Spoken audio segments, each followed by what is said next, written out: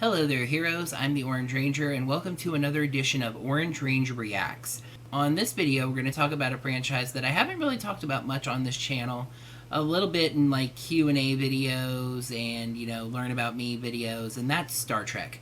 I am a huge Star Trek fan, have been ever since I was a kid. I grew up with Star Trek The Next Generation. I've always loved it. I have to admit I'm a little hit or miss on the newer movies. Star Trek 2009 I enjoyed, I really liked.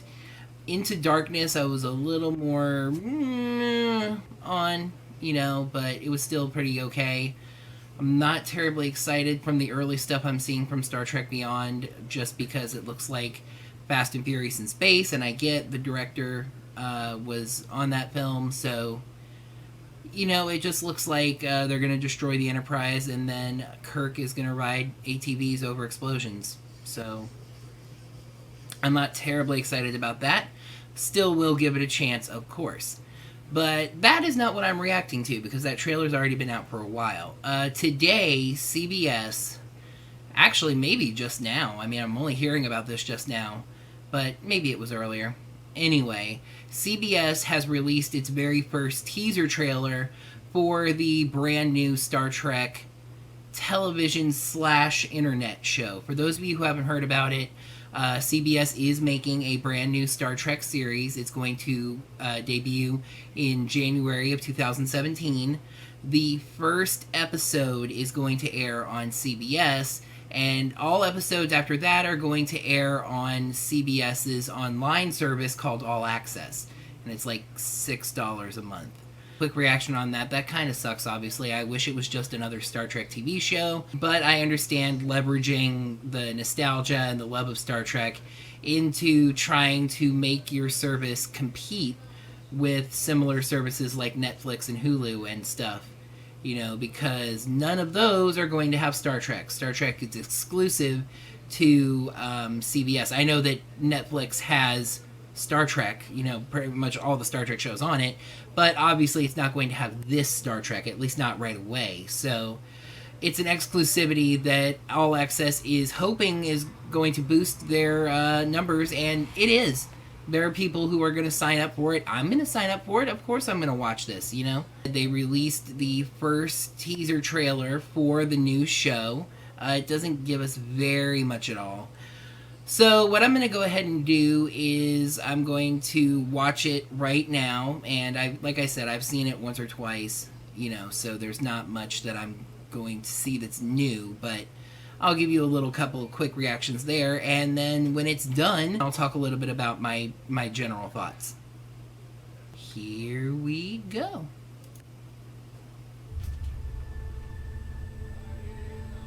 CBS presents In a World. A New Adventure.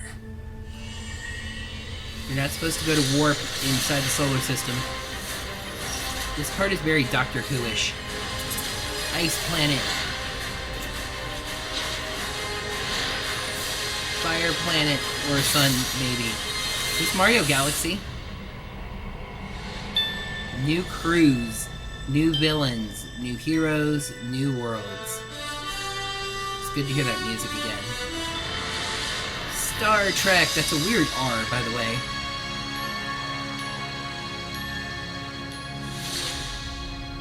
Premiering 2017 on CBS and coming to CBS All Access. So obviously that's very quick and tells us very little. Yeah, they're going to fly around in space. It's kind of what Star Trek is, right? The primary thing that sticks out to me from this, which you heard me mention right there, was new crews with an S. I have heard some rumors, nothing super substantial yet, that this is going to be an anthology series where we might follow one crew a season, or we might follow one crew for 4 or 5 episodes. It's not going to be primarily focused on a single crew on the Enterprise or another ship or whatever. To be honest, in a way, I kind of like that, because one thing with Star Trek is that when you watch those shows, you suddenly feel like that one ship or station or whatever they're on is the most important in the fleet. And for most of the shows that works, because when it's the Enterprise, it's usually the flagship. When Voyager gets lost in the Delta Quadrant, they're the only ship in the Delta Quadrant, so it does make sense that the story kind of focuses on them that way. But, you know, you just feel like there's so many other ships out there, but it falls to the Enterprise, you know, to save the day, or it falls to Voyager to save the day. You especially feel this in Deep Space Nine, because at the beginning of that series, they go very far to establish it's kind of a backwater, out of the way, nobody cares about its space station until they find the wormhole. And, you know, by 2 or 3 or 4 seasons in, it becomes the hub of everything. It becomes the hub of the war with the Klingons. It becomes the hub of the war with the Dominion. You know, and that does make sense because of the Dominion were coming through the wormhole. But, you know, all of a sudden, it doesn't matter where the Enterprise is. The Enterprise is off dealing with a movie somewhere or something, you know. And it's Deep Space Nine that's now the most important thing to Starfleet. So I think, in a way, it could be nice to have an anthology series in Star Trek where instead of the voyages of one ship and one crew, this is Starfleet as it happens. You know, this is multiple ships, you know, that dealing with life in the fleet, you know. I don't know if I wanted to jump around all that much, though. I think one crew a season would probably be something I would like. I think that would work out well, that format.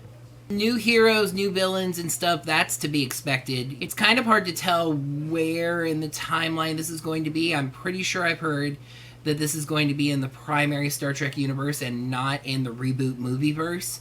If it is before the current time, you know, before, I will say, the events of the very beginning of Star Trek 2009, because what a lot of people forget is that the beginning of that movie actually takes place in the Prime universe and Prime timeline. And Romulus being destroyed and Spock going over, you know, that was all things that happened in the Prime universe. And that story is continued, and that timeline has continued in Star Trek Online.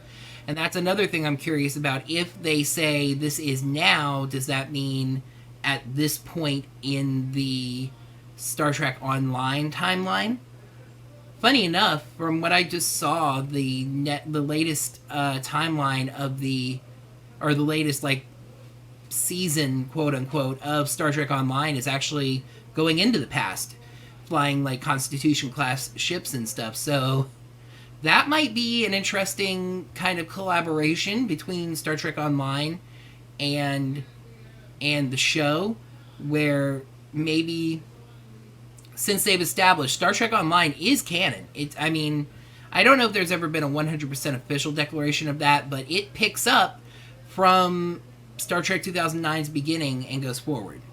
So it is the closest thing we have to canon at the very least. So I find myself wondering if the TV side went to the game and said, hey, do something that kind of pauses the forward-going events of the game so that we can establish a TV show and kind of go forward from there. And then you guys will be able to incorporate the events of the TV show into the game. I would really like them actually to collaborate and work together and not be like separate worlds there, because we already have one kind of separate main timeline from the other in Star Trek, and I think that's enough.